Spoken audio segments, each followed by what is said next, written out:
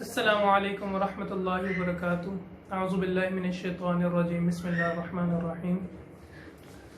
آج کی ہماری ویڈیو کا ٹاپک ہے کہ کسی انسان کو اپنے گناہوں پر گواہ بنانا، تو اس کے بارے میں کیا ہے اور اللہ کے رسول صلی اللہ علیہ وآلہ وسلم اس کے بارے میں کیا فرماتے ہیں۔ تو صحیح مسلم کی اللہ کے رسول صلی اللہ علیہ وآلہ وسلم کی حدیث ہے کہ حضرت ابو ہریرہ رضی اللہ سے روایت ہے کہ اللہ کے رسول صلی اللہ علیہ وآلہ وسلم نے فرمایا کہ میری تمام امت کے لوگوں کے گناہ بخش دیے جائیں گے سوائے ان لوگوں کے کہ جو دوسروں کو اپنے گناہ پر گواہ بناتے ہیں، کہ رات میں کوئی گناہ کرتے ہیں اور اللہ ظاہر سی بات ہے اللہ اس کے گناہوں کو چھپا رہا ہوتا ہے رات بھر، لیکن جیسے ہی صبح ہوتی ہے تو کسی بھی دوست کو، کسی بھی شخص کو بتاتے ہیں کہ اے فلاں میں نے رات کو یہ گناہ کیا، اور اس شخص کو اپنے گناہ پر گواہ بنا لیتے ہیں، حالانکہ اللہ نے رات بھر اس کے گناہوں کو چھپائے رکھا۔ تو اللہ کے رسول کیا فرما رہے ہیں کہ اللہ تعالیٰ میری امت کے سارے لوگوں کے گناہوں کو بخش دے گا سوائے ان لوگوں کے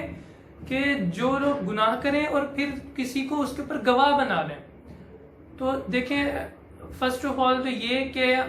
انسان گناہ کر رہا ہے اور اس گناہ پر اتنا بے پرواہ ہو گیا کہ دوسرے لوگوں کو اس کے اوپر گناہ کر رہا ہے، بجائے اس کے کہ اپنے گناہ پر شرمندگی اور اللہ سے توبہ کرے، تو وہ دوسرے لوگوں کو اس کے اوپر اپنے گناہ پر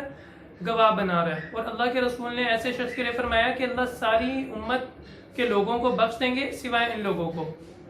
تو ہم سب جانتے ہیں کہ ہم کتنے گناہ کرتے ہیں،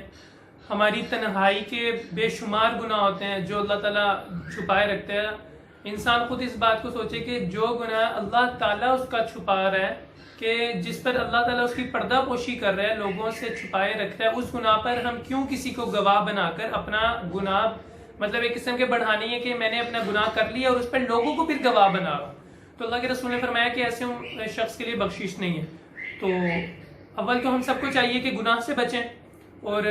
کوئی گناہ ہو جاتا ہے تو اس پر فوراً توبہ کی جائے، اور اللہ ہم سب کو توبہ کی توفیق دے۔ اور کیا نام ہے، جو بھی اگر ہم سے کبھی کوئی گناہ ہو جائے غلطی میں، تو اس پر